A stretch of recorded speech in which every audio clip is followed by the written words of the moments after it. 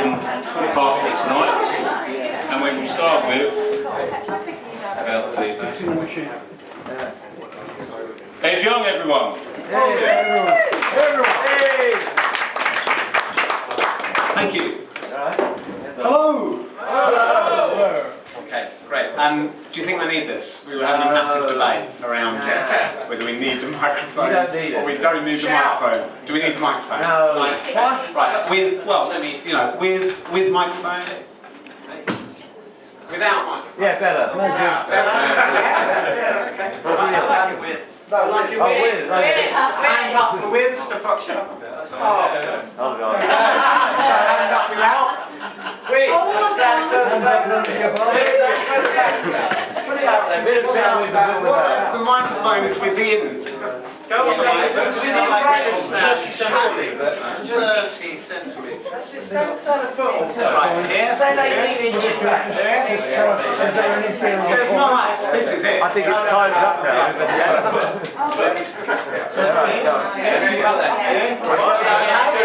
Is everyone alright with that? Just turn up. Very serious piece. Right, great. Okay, is that good? Right. So look, try everyone. Away from your nose in case you get any nasal reverberation. Right, this is it. Yeah. Going for traumas as well. Right, so tonight, I would like to attempt something. So we are going to. I'm going to attempt to perform a poem, which isn't necessarily designed to be performed. I'd like to read to you tonight High Windows by Philip Larkin. Nice. Okay, so here we go. When I see sorry. Can't read it. When I see a couple of kids and guess he's fucking her, she must be taking pills or wearing a diaphragm, and I think this must be paradise. Everyone old has dreamed all their lives. Bombs and gestures pushed to one side, like an outdated combine harvester, and everyone young going down the long slide. To happiness, endlessly. I wonder if anyone looked at me 40 years back and thought, that'll be alright. That'll be alright.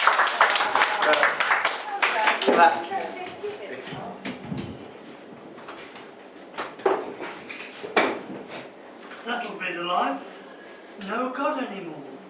Or sweating in the dark about hell and that. Or having to hide. What do you think about the priest? He and his lot will all go down the long slide like three bloody birds.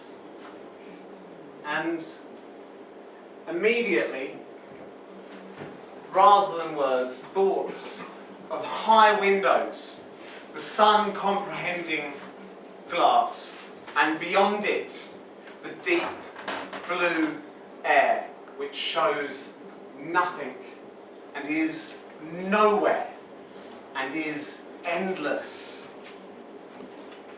So, when he saw a couple of kids and he guessed he was fucking her, she was taking pills or wearing a diaphragm, he knew that was paradise. That everyone old has dreamed of all their lives. And everyone young goes down the slide to happiness endlessly. That would be life. No God anymore. So, immediately, rather than words, comes the thoughts of high windows, the sun comprehending glass, and beyond it the deep blue air which shows nothing and is nowhere and is endless.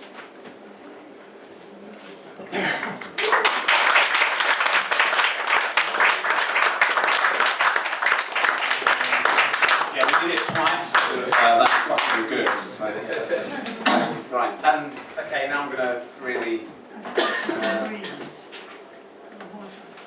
Okay, so I've got a couple of bits now that I've just written, which I'm just going to read.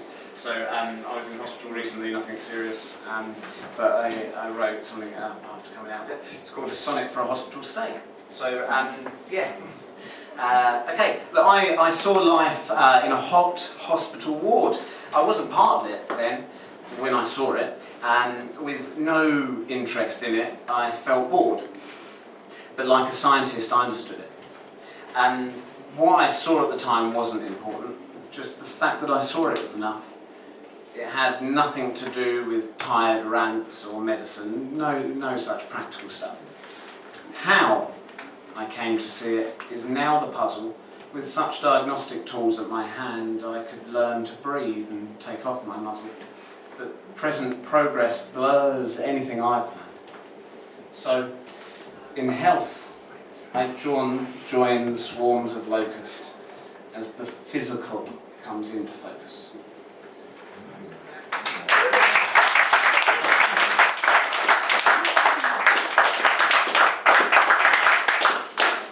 I wrote two poems separately, which were both quite, I thought they were just rubbish really, and so I thought I'd put them together and see what happened. I've got no idea whether this is going to have any. It just doesn't make any sense to me, but maybe someone else might. So, okay, this is called Suddenly. Okay, glimpsing her unsure look unsettles me. Family comes first above everything. Like looking into broken symmetry, I've declared it solid with a ring. How quickly beauty turns to misery. I have a little girl, I have a home. An instant before was uncertainty. I will lose it all today if I roam.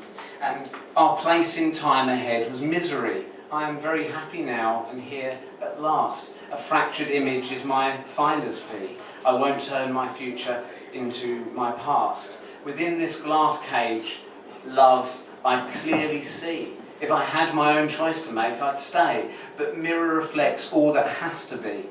Did I have a choice? What will I pay?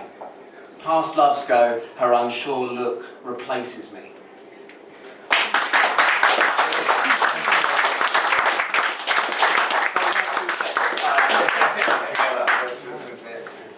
Okay, cool, so that's that one. And then I did a poem, I hate it, when you come to these nights, you know when you repeat, and it's great, and some people have got really, really good poems which are great and repeating, and I'm not having a go at people repeat poems. But I don't like to repeat so much. So I did write a sonnet for that which is unseen. Has anyone heard that one? No. No? No. Okay, right, so I'll read it then, fine. Okay, I like sonnets, I like the sonnet structure, it kind of fits my strange formal way of talking and being. So, okay, so this is called A Sonnet for Which is Unseen. How and what do I show and by what means? I build metaphors from blocks of letters, which replace images of what has been, like missionaries chained, word fetter, because ink on the page is read better than hidden, unseen pictures of the mind. A curtain becomes the subject matter, giving a hint of the shape that sits behind. Then, with the curtain most distinct, I find those forgotten feelings rise up again, as time taken with written words do bind, with memory to show spent scenes from the brain. So I know now how to show what I feel, but what I mean to show has no appeal.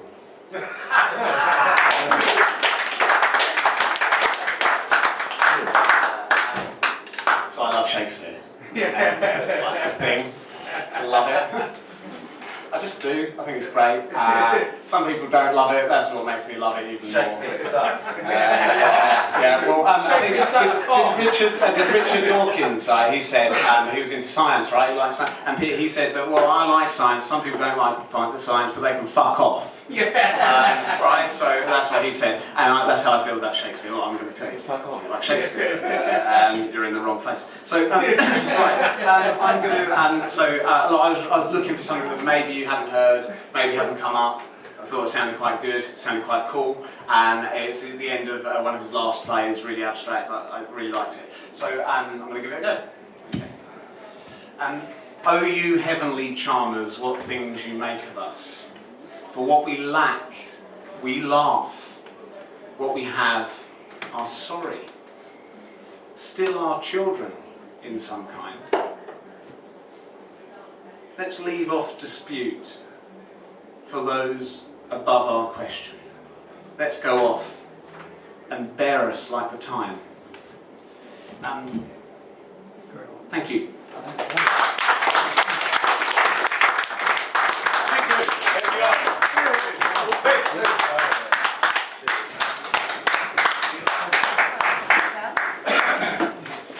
Okay, I've got a couple for you, or actually three. There's one more than... Anyway, here we go. Going to start with the beast. Horrendous and insipid, yet amazingly somehow vapid. The beast curtails my every move. If I didn't know better, I'd assume that creatures such as this came with cloven hooves.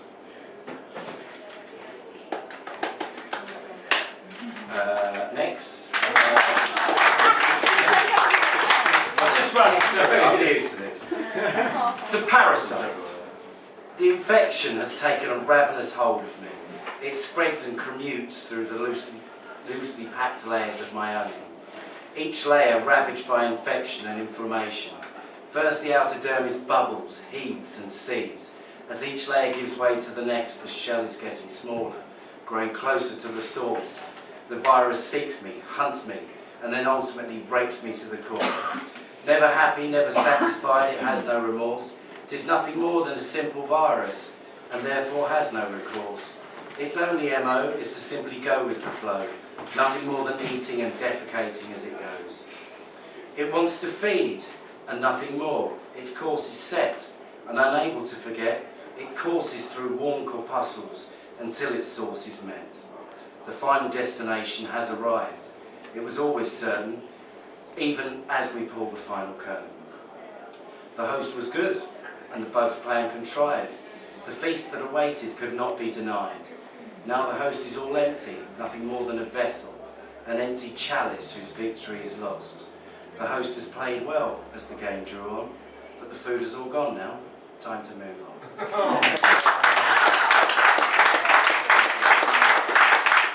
One last one, it's a very short one. It's called Alcoholic Spin, or Lister's Analogy.